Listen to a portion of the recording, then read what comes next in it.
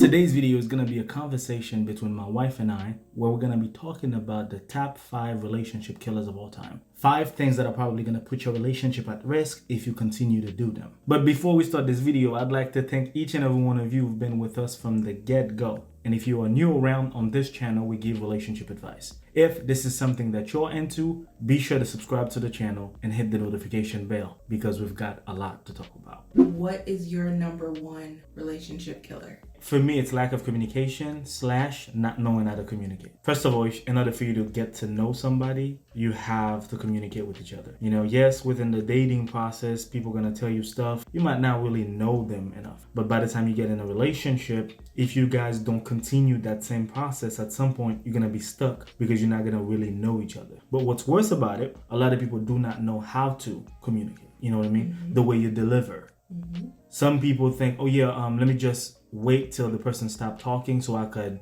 throw my piece. You know what I mean? I'm just waiting for you to finish yours so I could say what I got to say without processing what the person is saying. Mm-hmm. But then again, it goes from where the person and how the person was raised. If somebody is reactive, sometimes you having a normal conversation about something they've done or something that you don't like, the way they've handled that situation, they're going to think like, oh yeah, you're just coming at me for an argument. So that it goes really, really deep when it comes to not knowing how to communicate with your partner. Right. I definitely agree with that.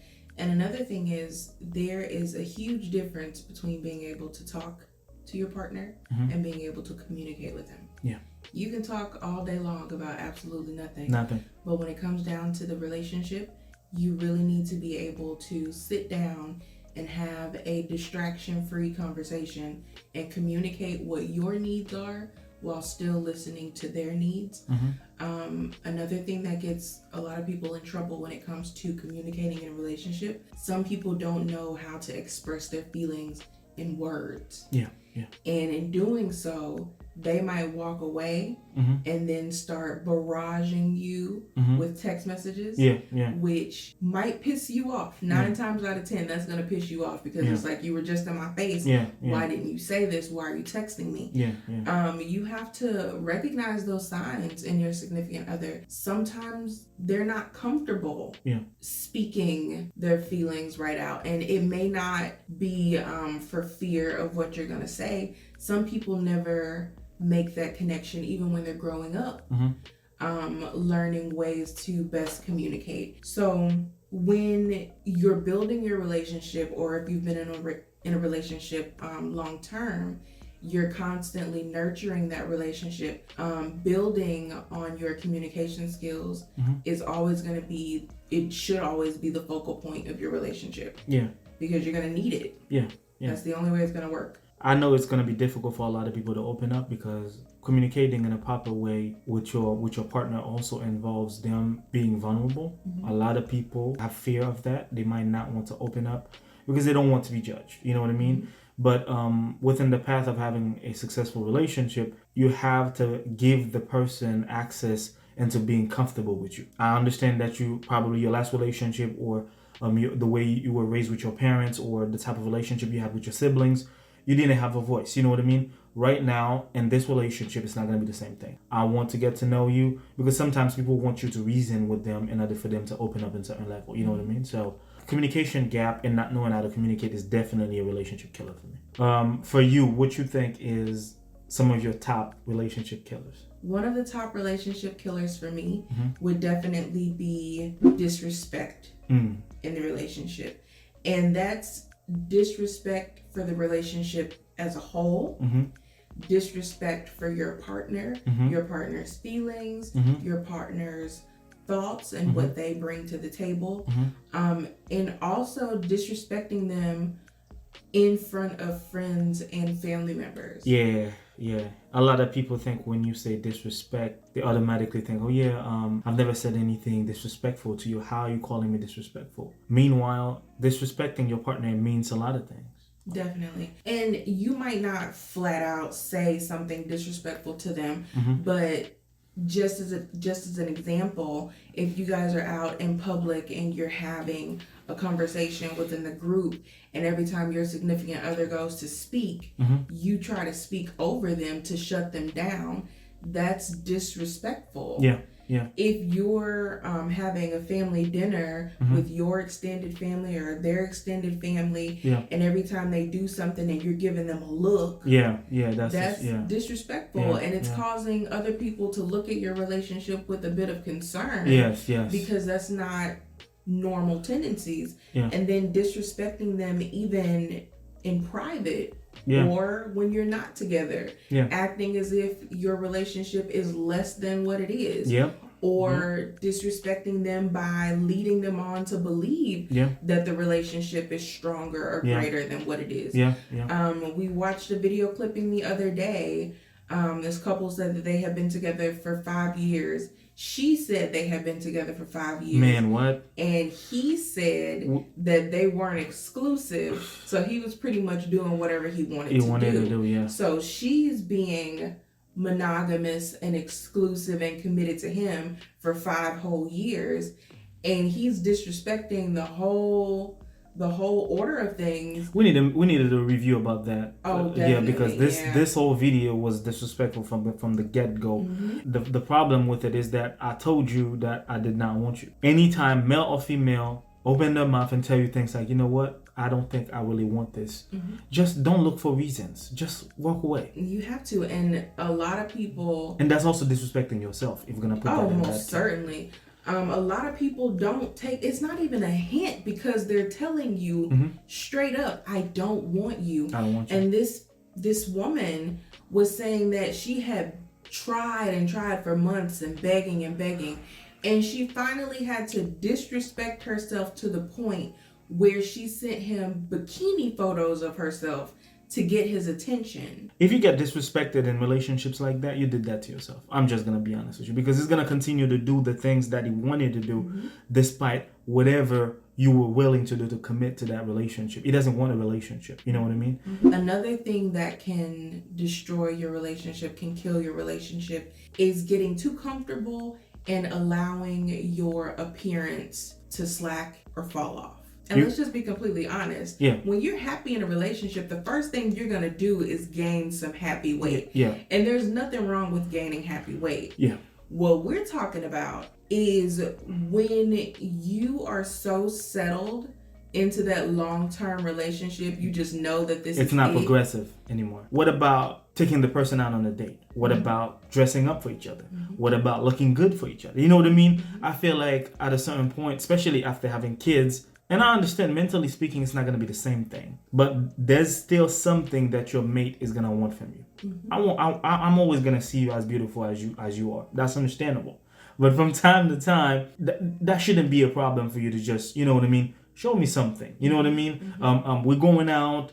We're going out to dance or anything like that. Do not just sit in the house. I know with COVID, a lot of things are not going to be the same anymore. But when you have the chance to go out with each other, you know what I mean? Do the little things that actually got you guys together, the spontaneous things that you used to do with each other. I think it's important to keep doing that. Sometimes, especially for females, they would think that, oh man, I don't think he likes me. I don't think he loves me the way he used to anymore. Well, the entire time, the husband is like, man, she's the woman of my life. You know what I mean? And I know sometimes it's important to also have conversations about things like that. It's like, I know that you've gained some weight. I know you have baby weight. I know that you're getting older.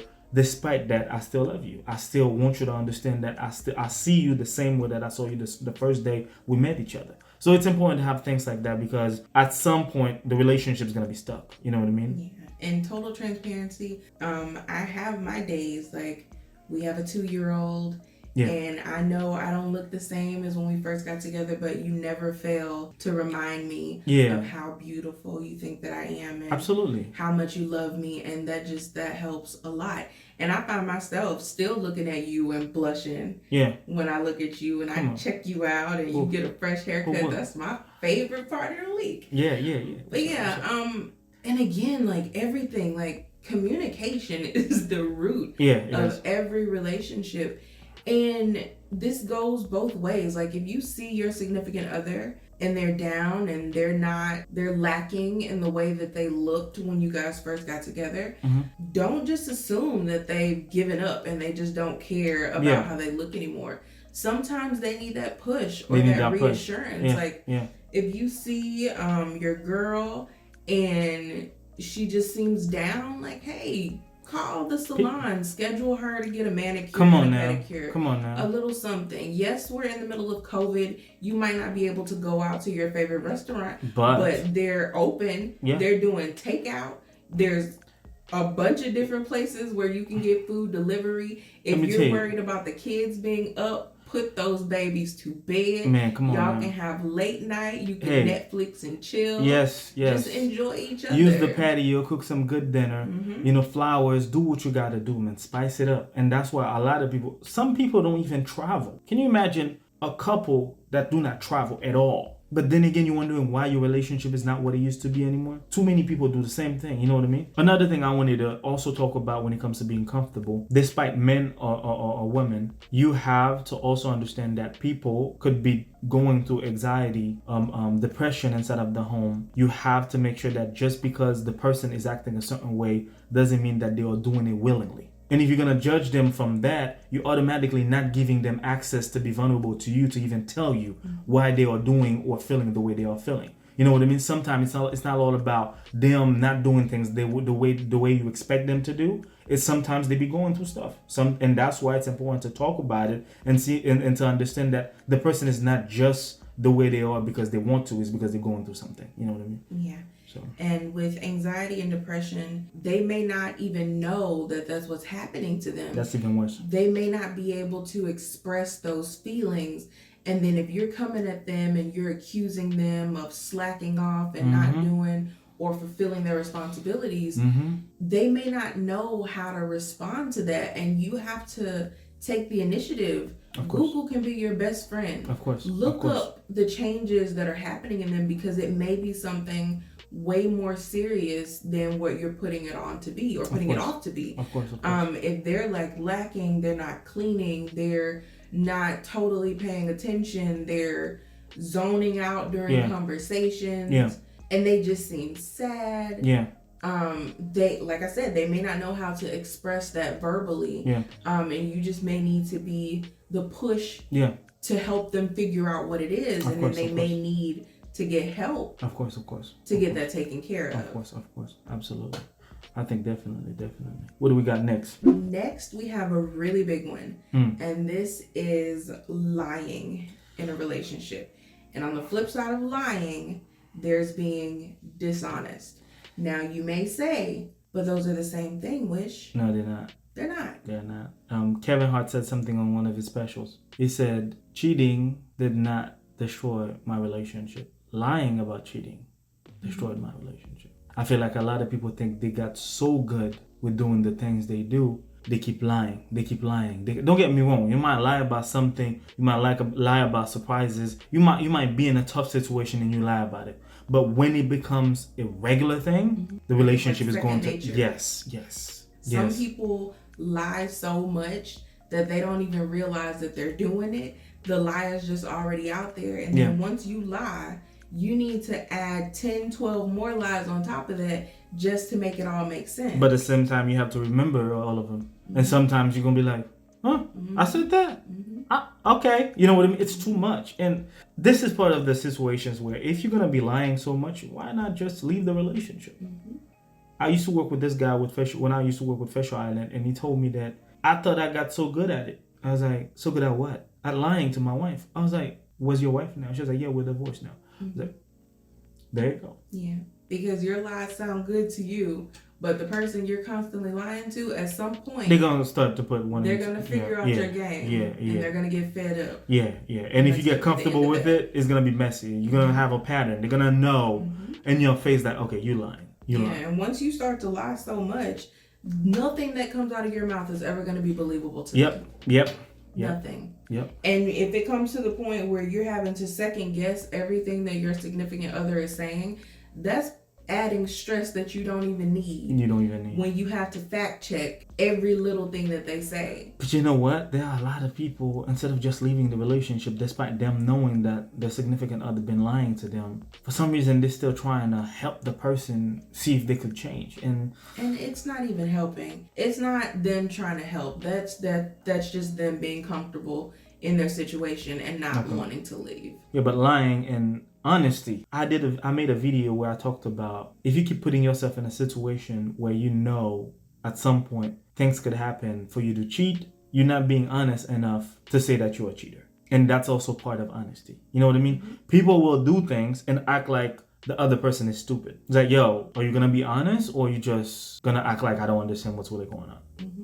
And it's all about honesty. Sometimes they're going to keep things from you, knowing, but if you were to find out about those things, it's not going to be the same. Because I was watching a video where the guy said, I wish my ex-wife did tell me the things that she used to do in college before we got married. Yes, it's a secret, but the time that the person found out about that, you not being honest about things that could actually mess up your relationship, which did get them a divorce, is the reason why you are no longer married, because you weren't honest to the fullest. Oh, wow. Lack of honesty in the relationship doesn't always equate to not being truthful about your lying or your cheating ways. Mm-hmm. It could be as simple as your significant other coming to you and asking, are you happy? Yeah. Ooh. In the relationship? Are you being fulfilled?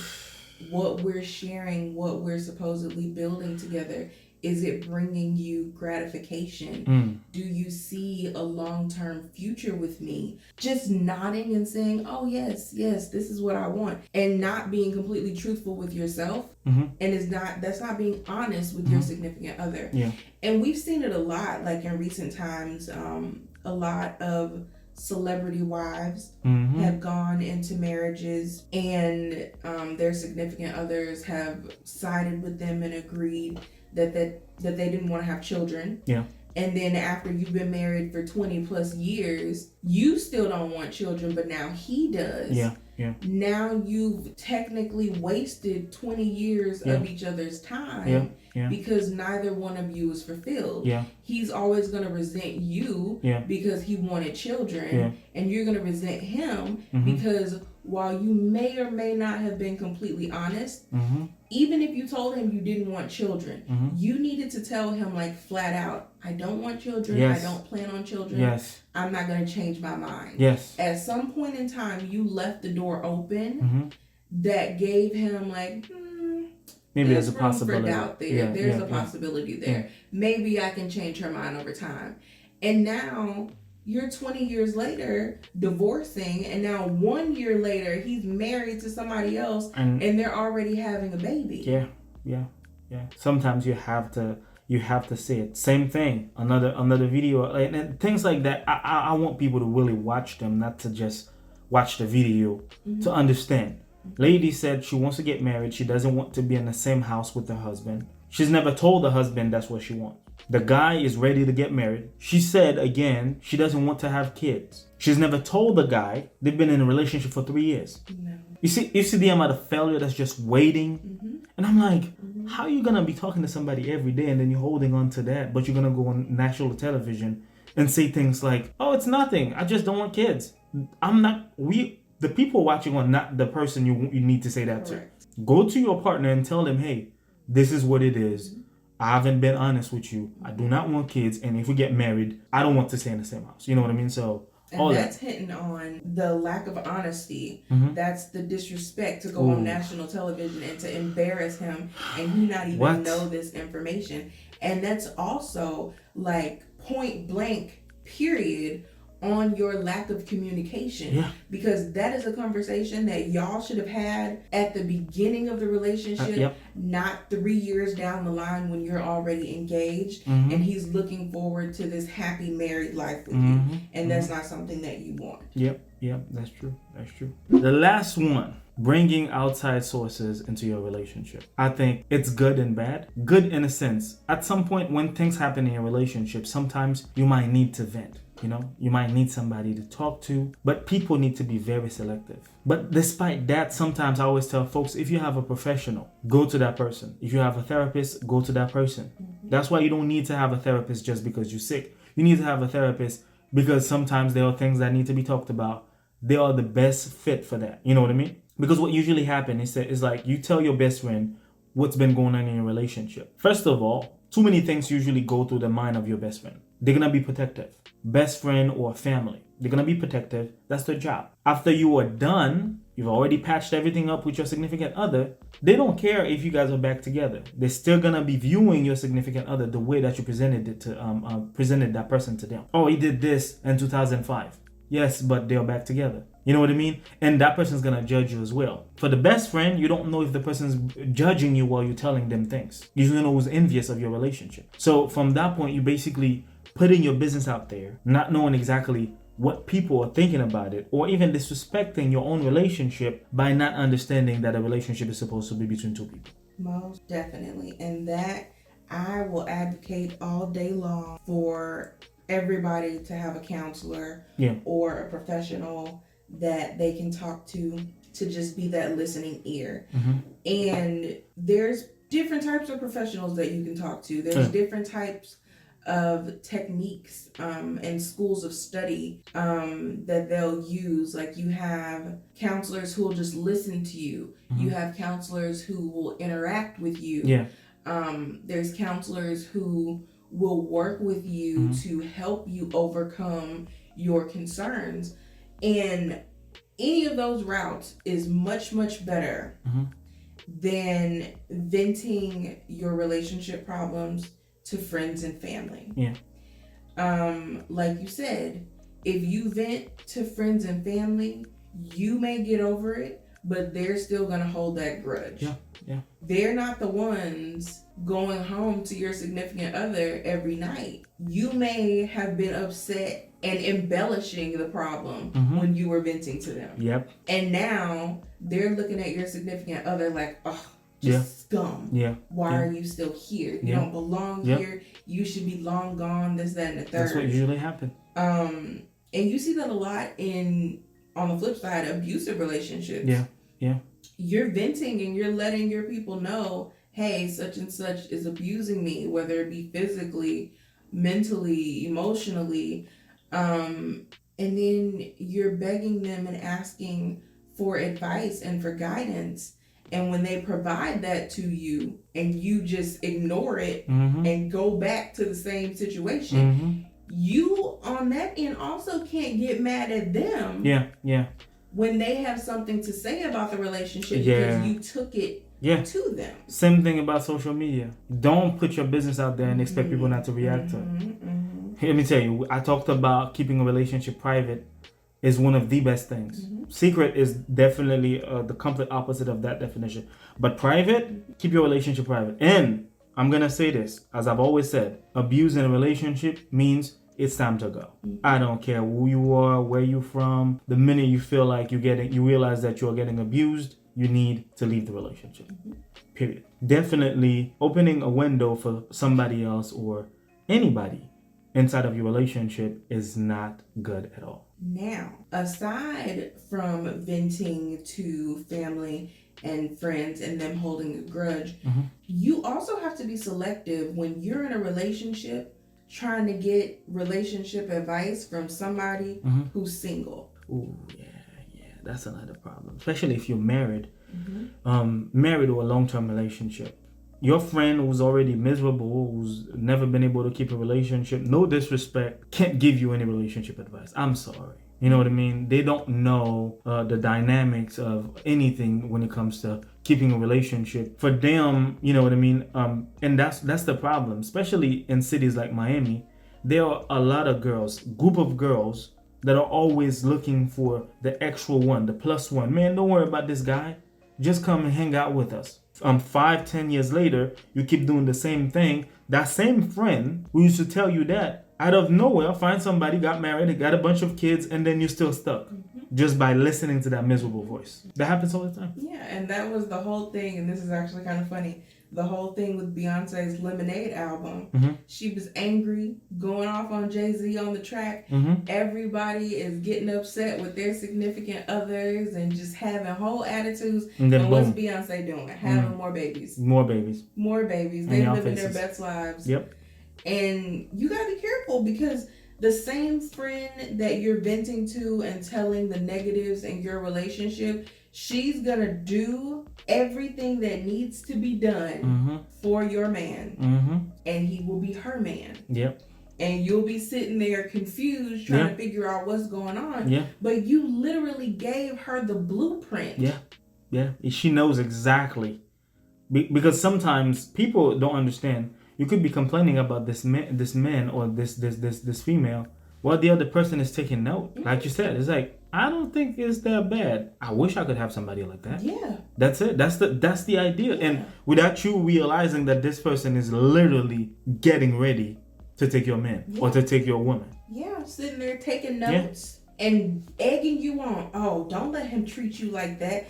Don't let him tell you what to do. And behind closed doors, she's going in, doing the exact opposite of what she just told you to do, and solidifying a whole man for herself. Your friend, your best friend, despite the fact that they might not throw you under the bus, the ones that are not going to throw you under the bus, they're going to know if the woman is good or not. You know what I mean? Your best friend who realize that you have a good man, that you're just being yourself, disrespecting the guy every day, always think it's a problem, she's gonna say, I don't think she's making it the way it's supposed to be. I don't think she's taking advantage of that situation. Instead of that, she's wasting this man's time. You know what I mean? Things like that usually go the wrong way, because out of nowhere, you're gonna find your same friend, your same best friend, end up with your husband. And me being married and also being a counselor, I've actually had conversations with my best friend. She would call me with some relationship issues, and she knows me. She knows how I am. I'm going to listen to your side. You're my best friend. I'm going to side with you. I'm ride or die. But at the end of the day, I'm going to listen to his side too. Because there's your side, his side, and the truth.